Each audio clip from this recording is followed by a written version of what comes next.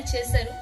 మరొక కార్యాన్ని మీతో పంచుకోవాలని ఆశిస్తూ ఉన్నారు. అయితే మొదటి కుమార్తె పుట్టినప్పుడు కూడా సాక్ష్యం ఇచ్చారు. ఈమెకి నీటి బుడగలు ఉన్నాయని చెప్పారు అప్పుడు తలలో.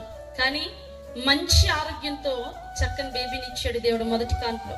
తర్వాత రెండో కాన్పు విషయంలో కూడా తల్లికి హార్ట్ చాలా వీక్ గాను ప్రాబ్లం ఉందని చెప్పారు. Heart problem. కాన్పు కూడా చాలా కష్టము అన్నారంట. చాలా ఇబ్బందిగానే ఉన్నారు.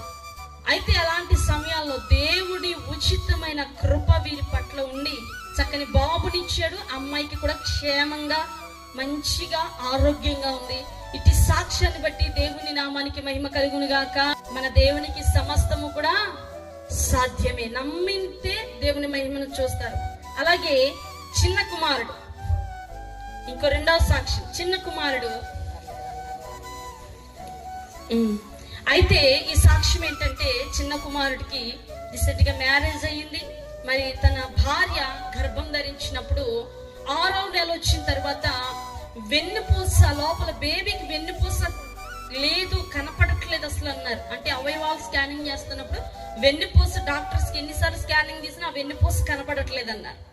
అయితే ప్రార్థన చేసిన తర్వాత నార్మల్ గా బేబీ క్షేమంగానే లోపల ఉంది, అన్ని అవయవాలు బాగానే ఉన్నాయని మరలా ఆ డాక్టర్సే స్కానింగ్ చేసి చెప్పారు. చప్పట్లు కొట్టి ప్రభుని స్తుతిద్దాం. అలాగే డెలివరీ విషయంలో కూడా చాలా ఇబ్బంది. మేము ఇక్కడ ఫాస్టింగ్స్ లోనే ఉన్నాం. చాలా 10 రోజుల పైనే గవర్నమెంట్ హాస్పిటల్స్ లో విజయవాడ అట్లా తిరుగుతూనే ఉన్నారు. డెలివరీ అంటున్నారు కానీ డెలివరీ అవ్వట్లా. ఆపరేషన్ అంటున్నారు, ఆపరేషన్ చేయట్లా. ఒక రోజు మేము వెళ్ళి ప్రార్థన చేసి డిశ్చార్జ్ రాయించుకుని ఇంటికి తీసుకొచ్చేసాం. ఇంటికి తీసుకొచ్చి ఎన్ని రోజులకి 3 రోజులకి కాన్పు నొప్పులు వచ్చి సులువుగా కాన్పు చేయబడింది. చప్పట్లు కొట్టి ప్రభుని స్తుతిద్దాం. దేవుని ఆలోచన ద్వారా బిడ్డకి మంచి ఆరోగ్యం ఉంది, చక్కటి కుమార్తెనిచ్చాడు దేవుడు. అట్టి గొప్ప కార్యాలు ఇంకా ఈ బిడ్డల జీవితాల్లో జరుగునుగాక.